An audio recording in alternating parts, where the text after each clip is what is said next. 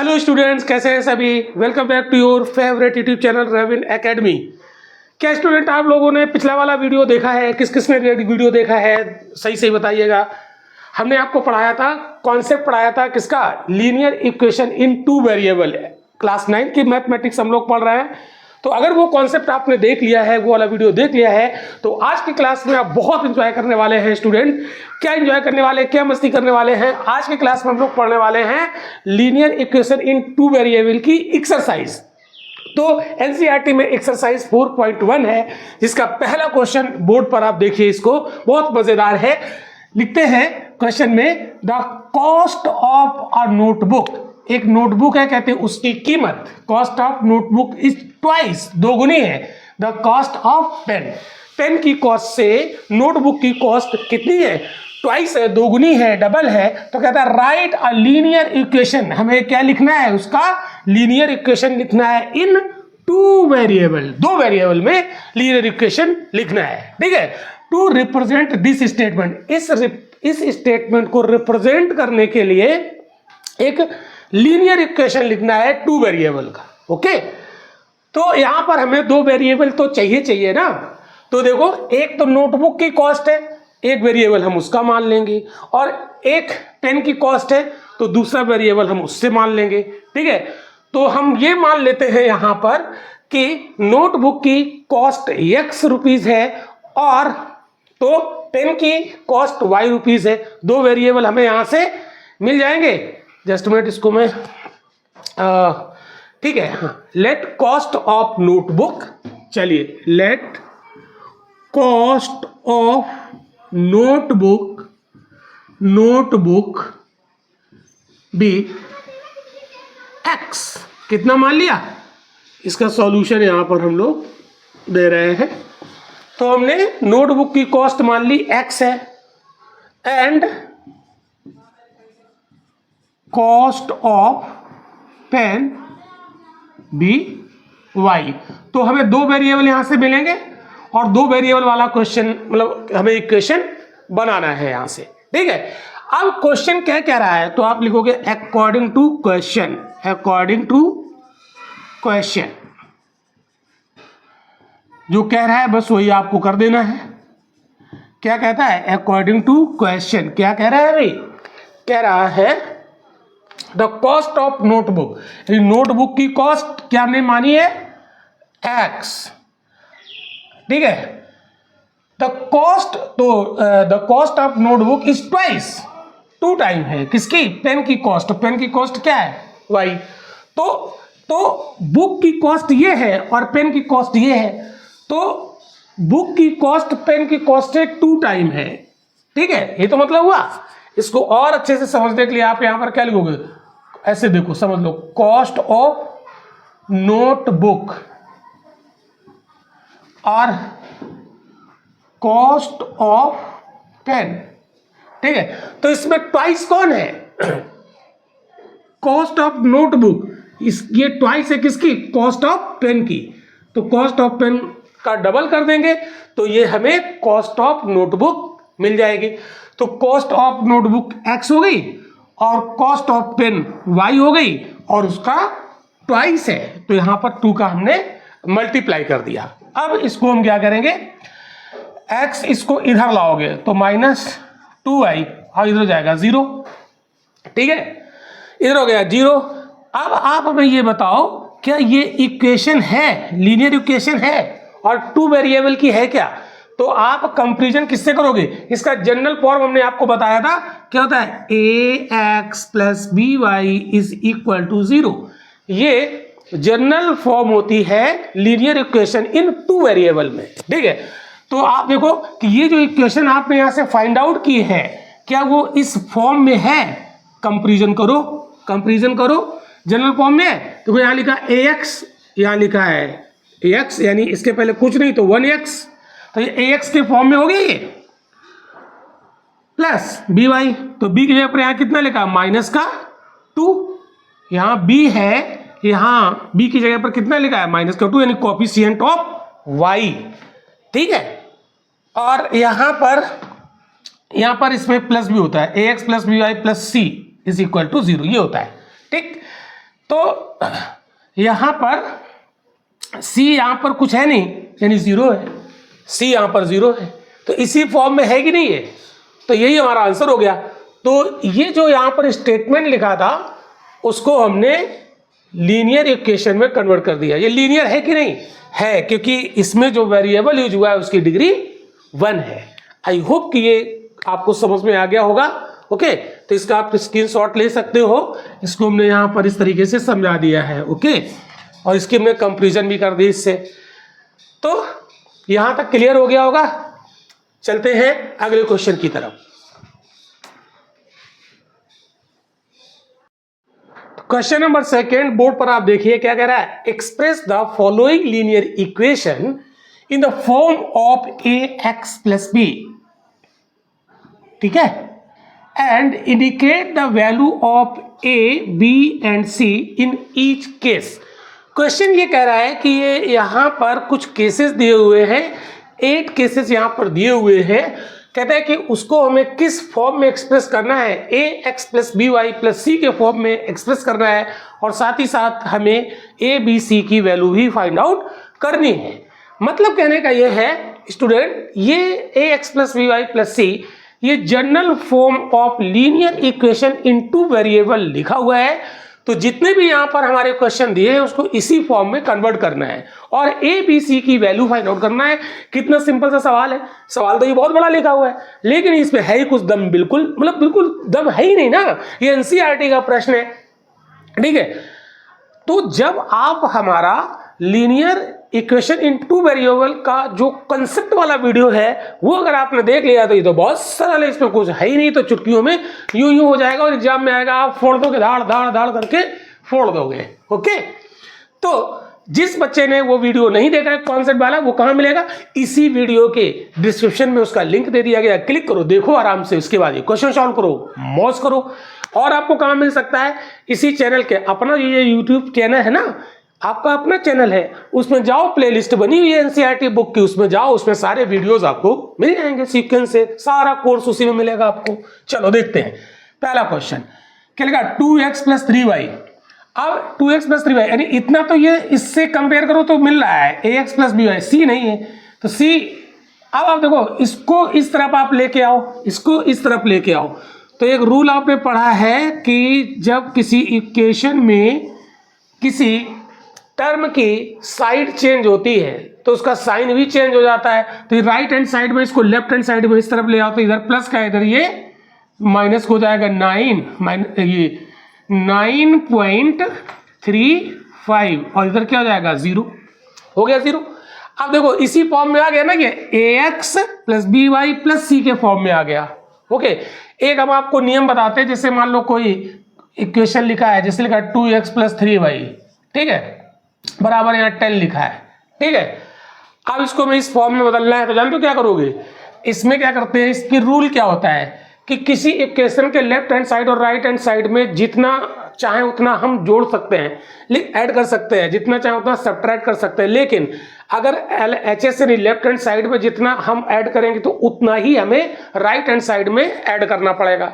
अगर हम left hand side में जितना सब्ट्रैक्ट करेंगे तो उतना ही हमें राइट हैंड साइड में भी सब्ट्रैक्ट करना पड़ेगा। जैसे हमने यहाँ पर इसको इधर हमें लाना है, इसको 10 को इधर लाना है, तो ये क्या हो जाएगा 2x प्लस 3y माइनस 10 हो गया, उधर 0 हो गया। ये कैसे हो जाता है, इसी नियम से होता है। देखो ये कैसे होता है समझो, जैसे ये इक्वेशन थी 2x plus 3y is equal to 10 लिखा था 10, तो हम क्या करें, हमें इसको इस तरफ लाना है तो माइनस को जाएगा, तो हम क्या करें, माइनस का यहाँ 10 कर लिया तो माइनस का इधर भी 10 करना पड़ेगा।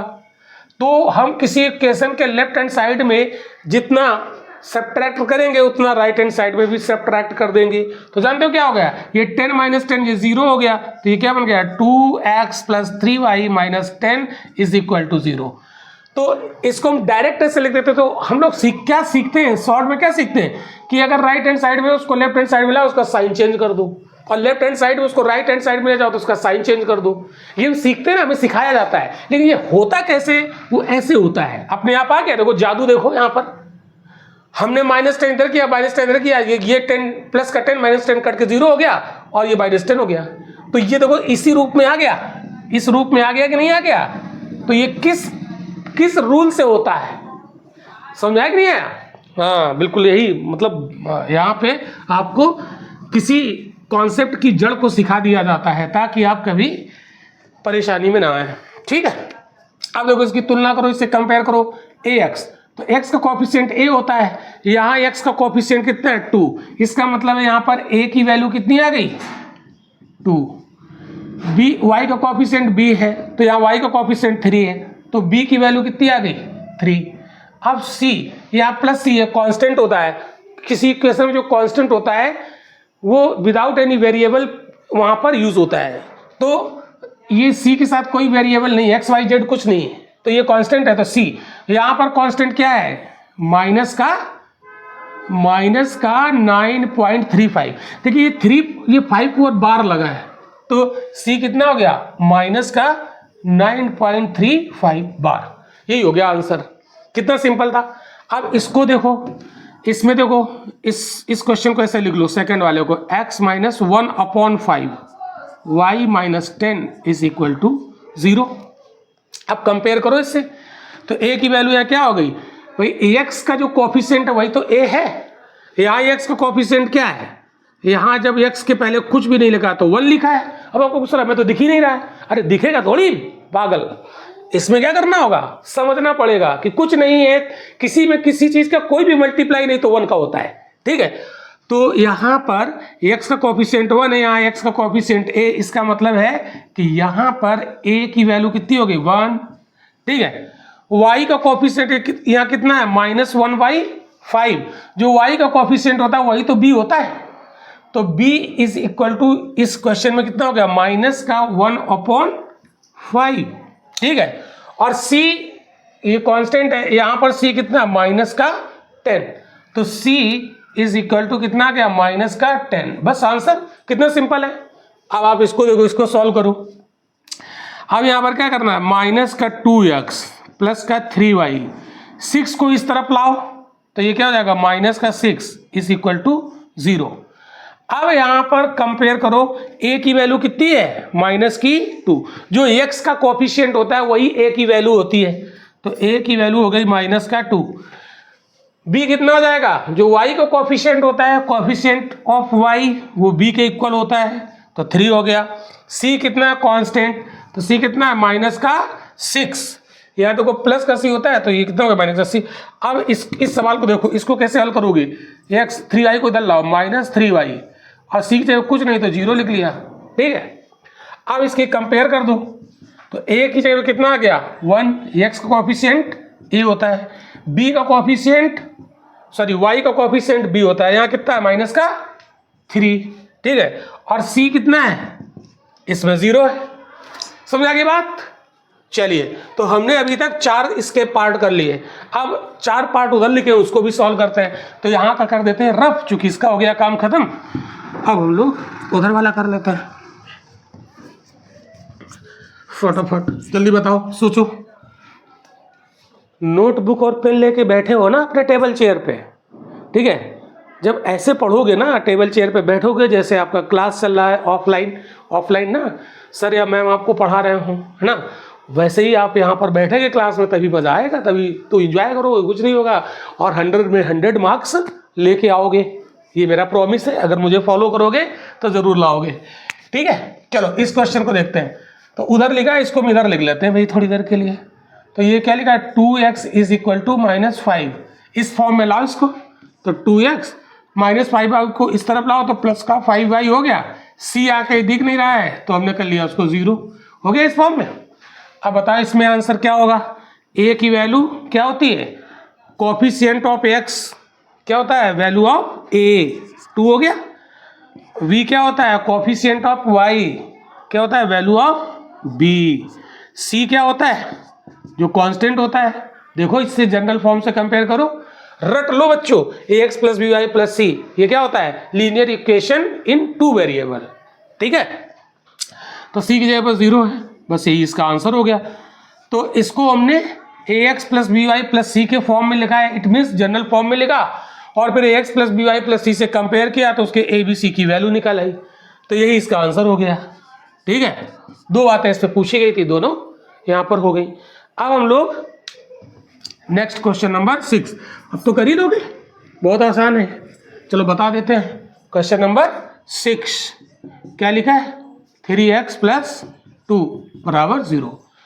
अब कहेंगे, अब आप लोग सोचते होंगे कि सर इसमें y तो कहीं दिख ही नहीं रहा है। मत दिखने तो क्या दिक्कत है, हम बना तो सकते हैं। तो इसको क्या लिख सकते हो, 3x + 2 तो ये हो गया c वाला, ये विदाउट एनी वेरिएबल आ रहा है। हमने क्या लिख लिया यहाँ पर लिखा y की पावर, ऐसे लिख देते हैं 0 × y, ठीक है, +2 = 0।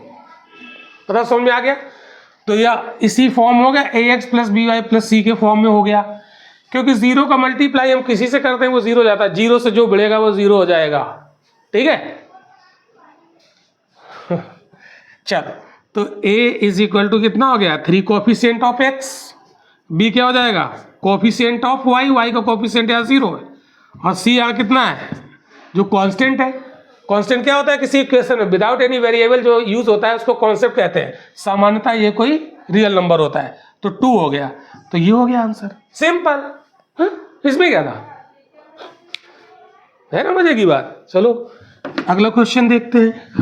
अगला तो तुम लोग सॉल्व कर ही लोगे, क्यों भाई, अगला क्वेश्चन आप सॉल्व कर लोगे ना। कौन सा क्वेश्चन हमने बताया था, ये अब 6 नंबर है, देखो 7 नंबर है। क्या लिखा है, y - 2 = 0।